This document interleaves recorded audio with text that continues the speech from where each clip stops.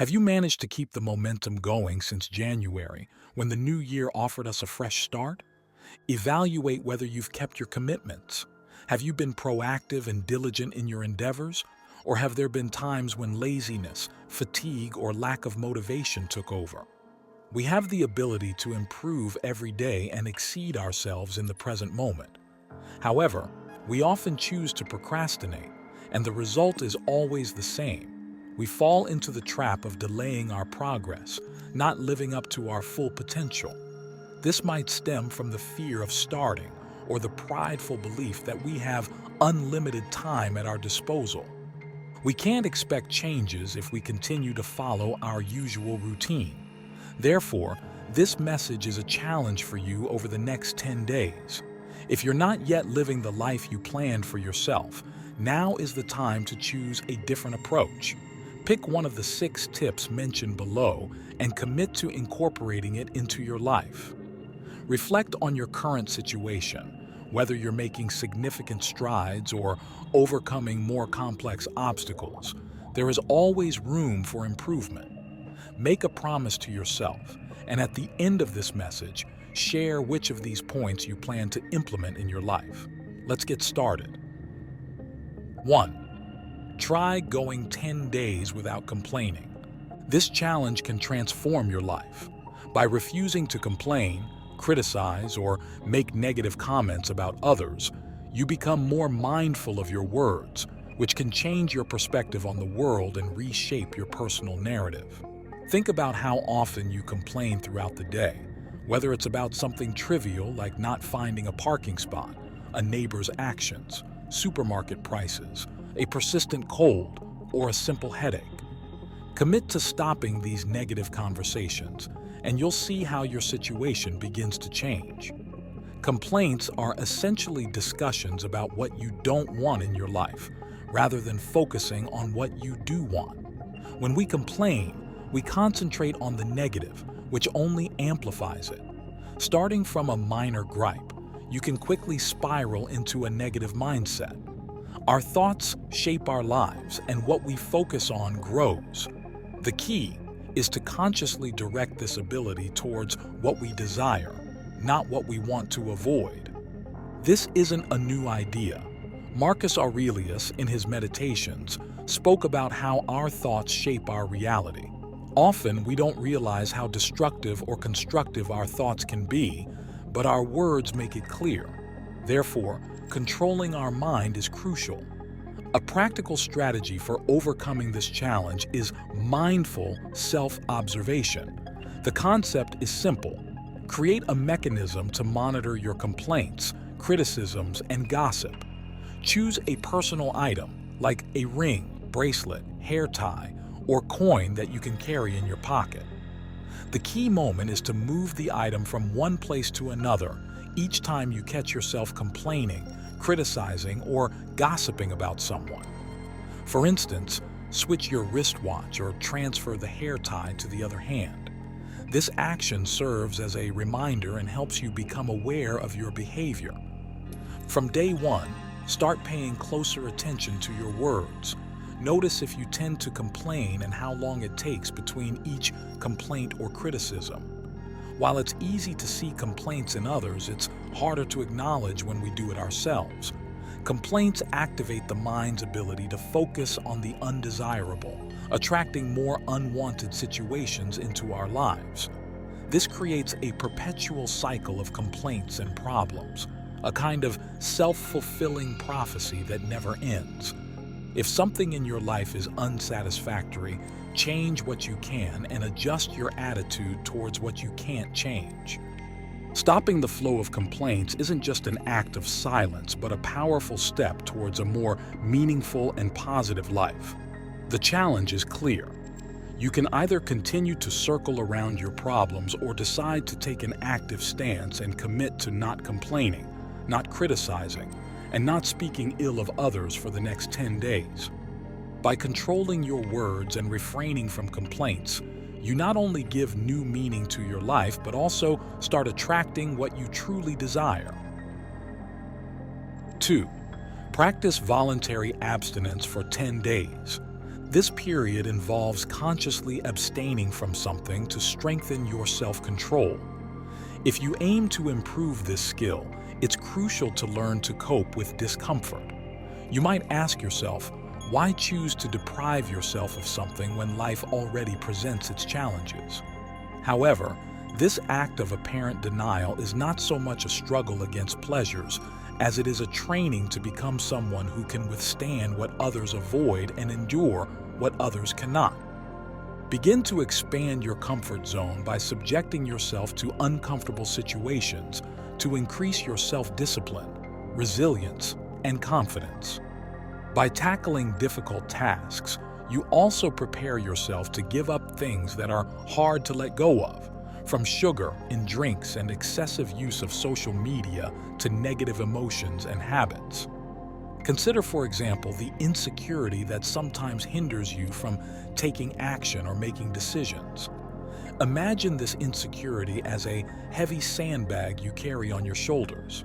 For the next 10 days, each time you find yourself thinking or acting out of this insecurity, visualize the act of removing that bag from your shoulders.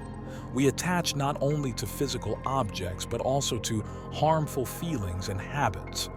Overcoming this challenge might be uncomfortable, but training our self-control also means mastering our emotions. In this process, we discover our true strength and realize that we are capable of overcoming our vices and limitations. Practice voluntary abstinence by choosing a feeling or a bad habit you want to rid yourself of over the next 10 days, acknowledging that your life and happiness do not depend on it. True joy arises from your choices and actions. Do this for yourself to become the person you aspire to be. 3. Declutter your mind.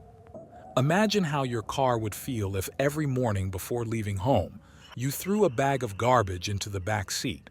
Similarly, negative and unpleasant thoughts affect your mind, causing emotional exhaustion, frustration, feelings of inadequacy, and undermining your self-esteem. The third challenge focuses on stopping this mental landfill that you've allowed to exist. You wouldn't fill your car or bag with garbage, so why allow the same with your mind? We've been taught to value material things more than the health of our own minds. However, it's essential to learn to value and protect our minds, combating negative thoughts before they turn into real emotional monsters. In a relationship, for example, instead of addressing problems directly, we often fall into a loop of negative thoughts that only worsen obstacles.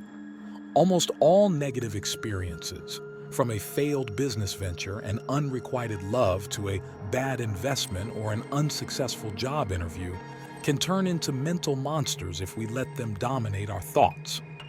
These perpetually reviving thoughts can destroy our confidence and lead us to self-destruction. Over the next 10 days, focus on breaking this cycle of negative thoughts.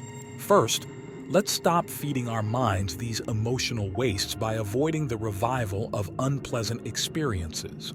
Second, reorient our focus on the positive. Center on events and thoughts that strengthen and inspire us. By doing so, we free up space for healthier and more constructive thinking, allowing us to deal with life's challenges with greater confidence and calmness. Additionally, it's crucial to silence our inner critic, who amplifies our past mistakes, punishing us with thoughts of inadequacy. When this inner critic arises, protect yourself by recalling times when you acted wisely. Each of us has moments of right decisions and success. Self-awareness allows us to acknowledge our mistakes for improvement instead of falling into self-destruction and destructive criticism. Following the principles of Stoicism, we can learn to change our perspective on life and reassess the importance we give to challenges. This challenge focuses on practicing a Stoic approach, teaching us that we have the power to determine the significance we assign to external events. If you follow our channel, you are already familiar with this idea. So, why do we allow other people or external circumstances to dictate how we feel? Almost every day, We let others upset us, exhaust us, or deeply irritate us. This challenge involves training for emotional balance over 10 days, learning to control our reactions to what happens to us.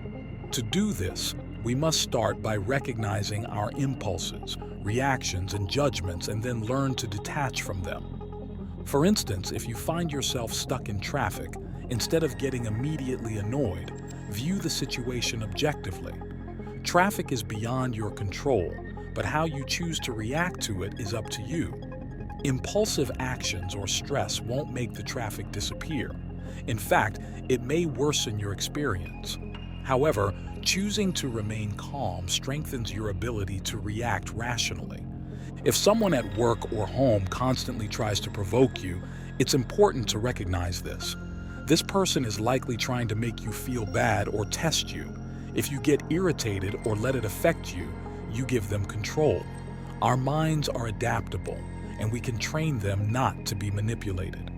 For the next 10 days before reacting, you'll practice stopping and carefully observing the situation, then consciously choosing your response. 4. Practice emotional balance.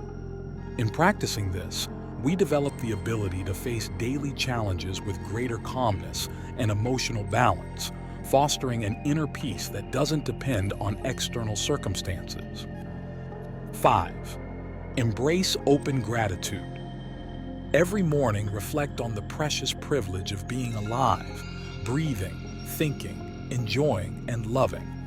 Marcus Aurelius reminds us in his Meditations of the importance of being grateful for what we have.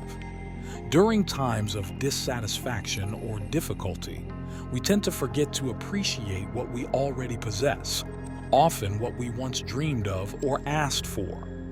This challenge focuses on the practice of genuine gratitude, appreciating the generosity life has shown us.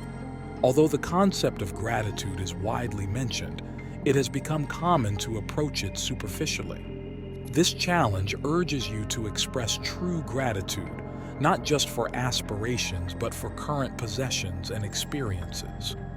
We live in a society that constantly pushes us to want more, in a relentless pursuit of external satisfaction and content that has created a void and a constant feeling of dissatisfaction for many.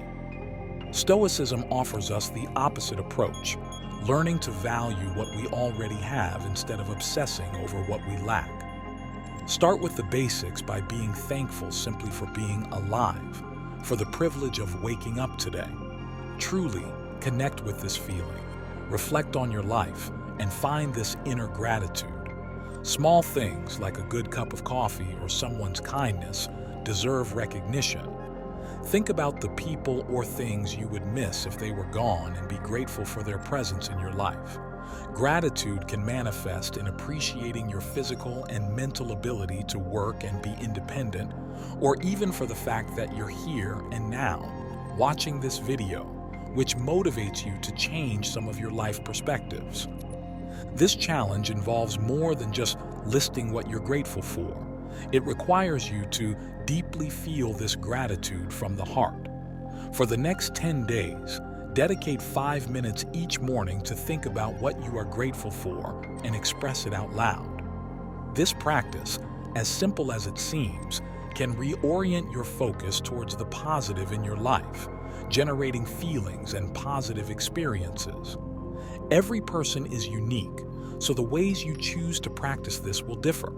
However you decide to practice it, by accepting this challenge, you adopt a Stoic worldview of finding inner contentment, which in turn can give you a sense of lasting contentment and happiness, regardless of external circumstances. 6. Take decisive action.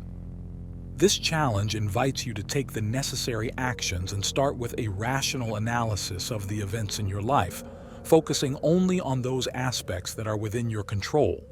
While you may not influence your current location due to external factors, you can decide whether your space will be orderly or chaotic. Maybe you don't have designer clothes or the best education, but your posture, demeanor, and personal presentation are entirely up to you. You can't control the illness of a loved one, but you can choose how to respond to it by offering meaningful support to face the situation together with hope and strength. If you started a business without the best resources or location, what you can ensure is the quality of service and product you provide. Perhaps you don't have access to the most exquisite foods or the latest kitchen technology, but how you cook your meals is in your hands. Even if your current job isn't ideal, your professional relationships and the level of excellence you demonstrate are within your control. In any circumstance, embracing decisive action involves focusing on what we can truly change. Doing this, obstacles cease to paralyze us. Adopting a position of decisive action, even for just 10 days, can be a challenge because it requires us to start acting now, improving situations within our reach. This approach helps us more effectively overcome challenges, not allowing ourselves to be defeated by uncertainty, laziness, despair, or negative impulses. It's about building inner strength, protecting your values so they guide you towards concrete actions, regardless of the obstacles you face. In life, there will always be those who build and those who destroy. Deciding which group we want to belong to is entirely up to us. Commit to taking decisive action. Thank you for watching this video, and I hope these tips are valuable to you. Consider sharing it with those who might need it and express your opinion in the comments section, as wisdom must be shared to flourish. Comment, "I am a Stoic," and I'll know you made it to the end. Now, which path of Stoicism will you choose, right or left? I have 2 Stoic videos that you'll enjoy. See you next time.